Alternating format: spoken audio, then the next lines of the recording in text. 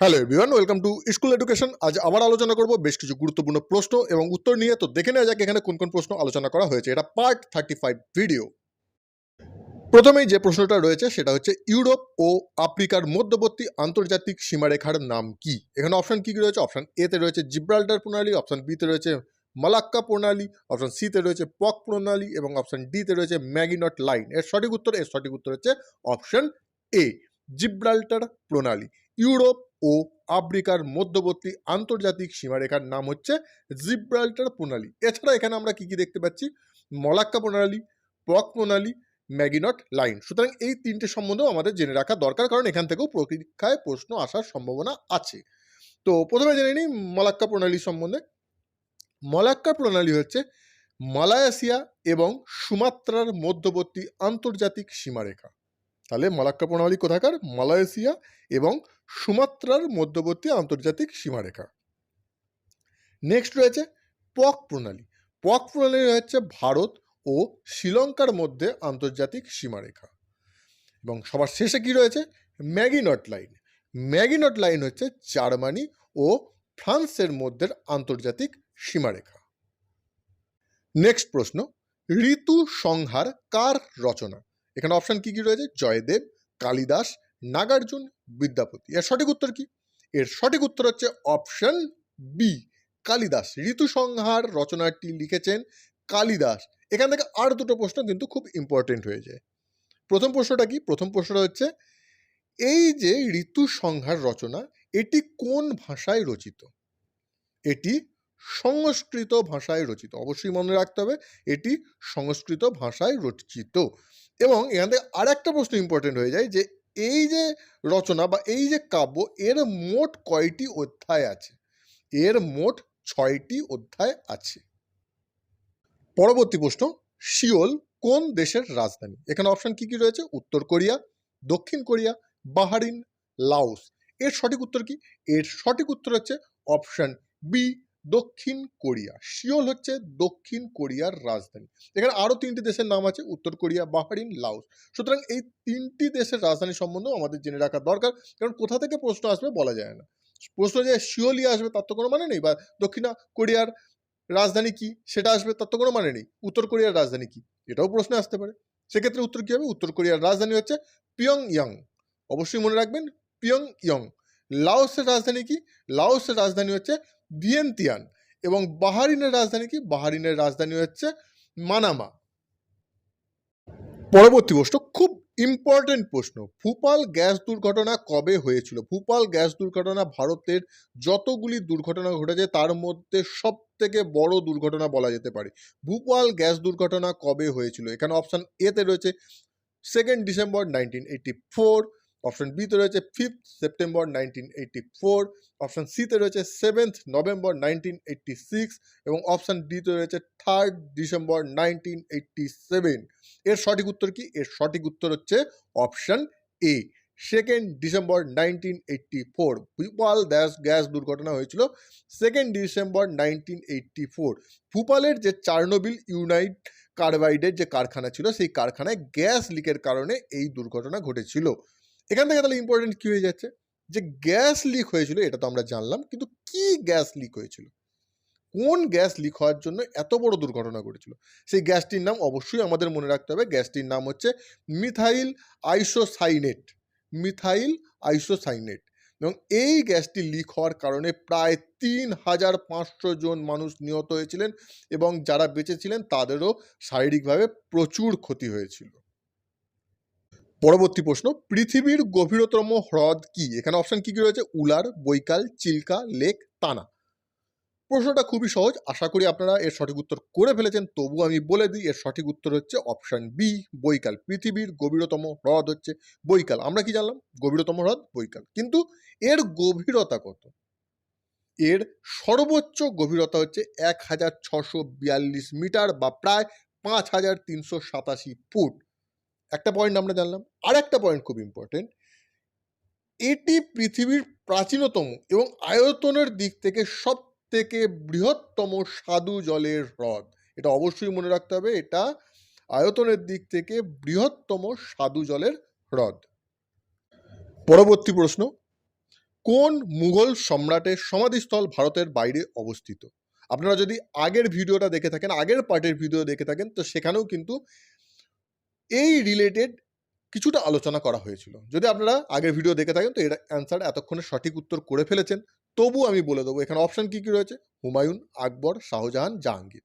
এর সঠিক উত্তর কি? এর সঠিক উত্তর হচ্ছে অপশন ডি, জাহাঙ্গীর।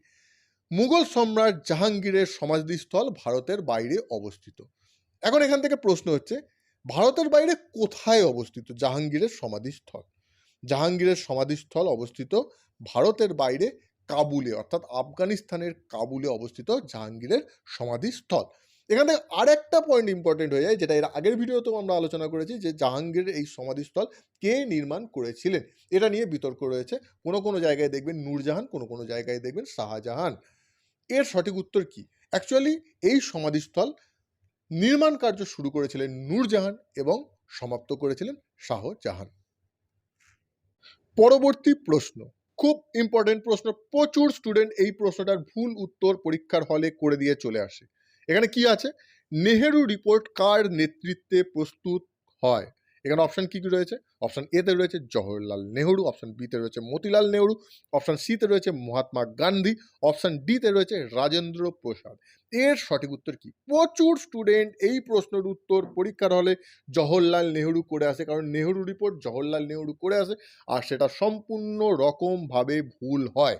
এই প্রশ্নটার সঠিক উত্তর হচ্ছে option B, Motilal Nehru. Nehru report Motilal নেহরুর নেতৃত্বে প্রস্তুত হয়, এবং এই যে নেহরু রিপোর্ট, এই নেহরু রিপোর্টের প্রধান খসড়া প্রস্তুতকারক হলেন মতিলাল নেহরু। এখান থেকে আর একটা পয়েন্ট ইম্পর্টেন্ট হয়ে যায়, সেই পয়েন্ট হচ্ছে এই যে নেহরু রিপোর্ট, এই নেহরু রিপোর্ট কত সালে তৈরি হয়েছিল?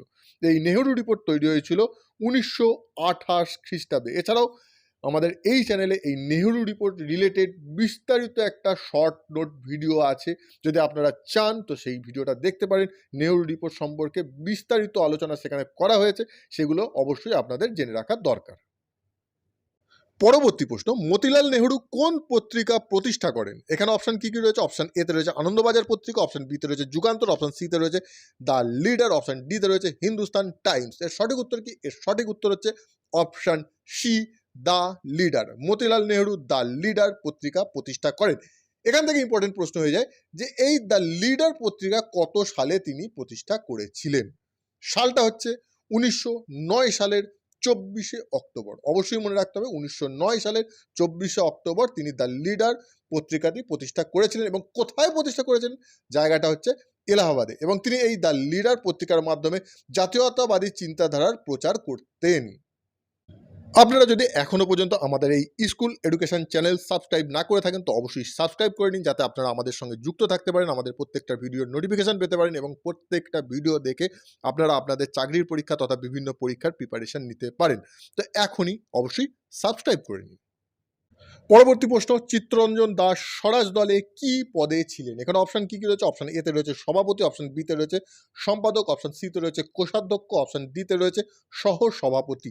এর সঠিক উত্তর কি? এর সঠিক উত্তর হচ্ছে অপশন এ, সভাপতি। চিত্তরঞ্জন দাস স্বরাজ দলের সভাপতি পদে ছিলেন, এবং এই যে স্বরাজ দল, এই স্বরাজ দল নির্মাণ করায় চিত্তরঞ্জন দাসের বিশেষ ভূমিকা ছিল, এবং তিনি এই স্বরাজ দলের প্রথম সভাপতি পদে নিযুক্ত হয়েছিলেন।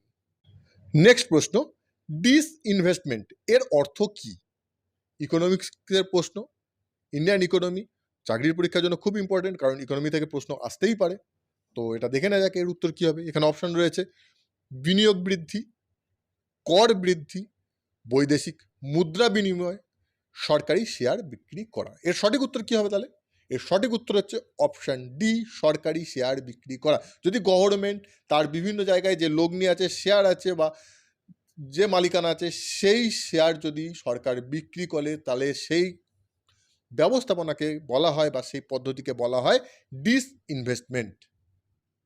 নেক্সট প্রশ্ন, এটাও ইন্ডিয়ান ইকোনমি থেকে, ইকোনমির একটা টার্ম এটা, যে ভেঞ্চার ক্যাপিটাল বলতে কি বোঝায়? এখানে অপশানে রয়েছে স্থায়ী পুঁজি, অপশান বিতে রয়েছে নতুন উদ্যোগে ঝুঁকিপূর্ণ বিনিয়োগ, অপশান সিতে রয়েছে সরকারি বিনিয়োগ, অপশান ডি রয়েছে বৈদেশিক ঋণ।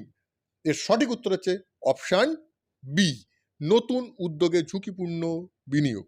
ভেঞ্চার ক্যাপিটাল বলতে বোঝায় নতুন উদ্যোগে ঝুঁকিপূর্ণ বিনিয়োগ। এই টার্মগুলো কিন্তু অবশ্যই মনে রাখতে হবে। যে কোনো জায়গা থেকে কিন্তু পরীক্ষায় প্রশ্ন আসতে পারে। বিশেষ করে বর্তমানে এই রকম জায়গা থেকে পরীক্ষায় প্রশ্ন আসার সম্ভাবনা বিশেষ রয়েছে। নেক্সট প্রশ্ন, কার্ল মার্কসের জনসংখ্যা সংক্রান্ত বইটি কি? খুব ইম্পর্টেন্ট প্রশ্ন কিন্তু। এখানে অপশন এতে রয়েছে পপুলেশন থিওরি, অপশন বিতে রয়েছে পপুলেশন ক্রিটিক্স, অপশন সিতে রয়েছে পপুলেশন ল, অপশন ডিতে রয়েছে ল অফ পপুলেশন। এর সঠিক উত্তর কি? এর সঠিক উত্তর হচ্ছে option D, law of population. Karl মার্কসের জনসংখ্যা সংক্রান্ত বইটির নাম হচ্ছে ল অফ পপুলেশন। পরবর্তী প্রশ্ন, জিওগ্রাফির প্রশ্ন, আয়ন বায়ুর গতিবেগ বেশি দেখা যায় কোথায়? এখানে অপশন কি কি রয়েছে? উত্তর গোলার্ধ, দক্ষিণ গোলার্ধ, পূর্ব গোলার্ধ, পশ্চিম গোলার্ধ। এর সঠিক উত্তর কি? এর সঠিক উত্তর হচ্ছে অপশন বি, দক্ষিণ গোলার্ধে। আয়ন বায়ুর গতিবেগ সব থেকে বেশি দেখা যায় দক্ষিণ গোলার্ধে। পরবর্তী প্রশ্ন, এটাও জিওগ্রাফি থেকে, 88 দিন পরিক্রমণ কাল কোন গ্রহের? এখানে অপশন এতে রয়েছে বৃহস্পতি, অপশন বিতে রয়েছে মঙ্গল, অপশন সিতে রয়েছে শুক্র, অপশন ডিতে রয়েছে বুধ। সামান্য একটু কনসেপ্ট ইউজ করলেই কিন্তু এই প্রশ্নটার সঠিক উত্তর বার করে নেওয়া যায়। পৃথিবীর পরিক্রমণকাল কত? 365 দিন, কিন্তু এখানে কত দিন আছে? 88 দিন পরিক্রমণকাল। অর্থাৎ এটা আমরা ধরে নিতে পারি যে সূর্য এবং পৃথিবীর মধ্যে, অর্থাৎ সূর্যের নিকটবর্তী কোনো গ্রহই হবে যার পরিক্রমণকাল পৃথিবীর থেকে কম হবে। কারণ পৃথিবীর থেকে আরও দূরে, অর্থাৎ সূর্যের থেকে পৃথিবী যে দূরত্ব তার থেকেও যদি বেশি দূরত্বে কোনো গ্রহ থাকে তাহলে তার পরিক্রমণকাল বেশি হওয়ার কথা, অর্থাৎ 365 দিনের বেশি হওয়ার কথা। কিন্তু এখানে রয়েছে কি? এখানে রয়েছে 88 দিন, সুতরাং পরিক্রমণকাল কম। সুতরাং এটা কনসেপ্টের মাধ্যমে উত্তর দেওয়া যেতে পারে। এখানে উত্তর কি দেওয়া যেতে পারে? হয় বুধ নয় শুক্র। তো এখানে সঠিক উত্তর কি হবে? এখানে সঠিক উত্তর হচ্ছে অপশন ডি, বুধ। 88 দিন পরিক্রমণ কাল হচ্ছে বুধ গ্রহের। এগুলো অবশ্যই কিন্তু মনে রাখতে হবে। এরকমভাবে কনসেপ্টের মাধ্যমেও কিন্তু অ্যান্সার বার করা যায় অনেক কিছু এলিমিনেশন করে। যেমন দেখা গেল এলিমিনেট করে দিলাম যে বৃহস্পতি সূর্যের থেকে বেশি দূরত্বে, পৃথিবীর যা দূরত্ব তার থেকে বৃহস্পতি বেশি দূরত্বে, অর্থাৎ বৃহস্পতিকে এলিমিনেট করে দাও। মঙ্গল, সেও বেশি দূরত্বে, সুতরাং একেও এলিমিনেট করে দাও। তাহলে থাকলো কি? শুক্র এবং বুধ। তার মানে কি? আপনি যদি উত্তরটা নাও জেনে থাকেন আপনার কাছে কিন্তু ভুল হওয়ার চান্সটা কমে গেল। 4টের মধ্যে থেকে মাত্র আপনার 2টো অপশান এসে গেল। এইভাবেও কিন্তু এলিমিনেট করে অনেক সময় প্রশ্নের উত্তর করে আসতে হয়। যদি উত্তর না জানা থাকে সেক্ষেত্রেও কিন্তু অনেক নাম্বার বেড়ে যায়। এগুলো অবশ্যই মাথায় রাখতে হবে। সো আজকের ভিডিও এই পর্যন্তই। আশা করি আপনাদের ভিডিওটা ভালো লেগেছে। ভালো লাগলে অবশ্যই লাইক করুন, কমেন্ট করুন এবং কমেন্টে জানান ভিডিওগুলো আরও কীরকমভাবে বানালে আপনারা আপনাদের চাকরির পরীক্ষার প্রিপারেশনে বেশি উপকৃত হতে পারবেন। এছাড়াও আপনারা যদি এখনও পর্যন্ত আমাদের এই স্কুল এডুকেশন চ্যানেল সাবস্ক্রাইব না করে থাকেন তো অবশ্যই সাবস্ক্রাইব করে নিন, যাতে আপনারা আমাদের সঙ্গে যুক্ত থাকতে পারেন, আমাদের প্রত্যেকটা ভিডিওর নোটিফিকেশান পেতে পারেন এবং প্রত্যেকটা ভিডিও দেখে আপনারা আপনাদের চাকরির পরীক্ষার প্রিপারেশন নিতে পারেন। এছাড়া ভিডিওটা যদি ভালো লাগে অবশ্যই সোশ্যাল মিডিয়ার বিভিন্ন মাধ্যমে শেয়ার করুন, যাতে অন্যান্য স্টুডেন্টরাও এই ভিডিওটি দেখে উপকৃত হতে পারে। এতক্ষণ সঙ্গে থাকার জন্য আপনাদের সবাইকে অসংখ্য ধন্যবাদ। Thank you, thank you, thank you.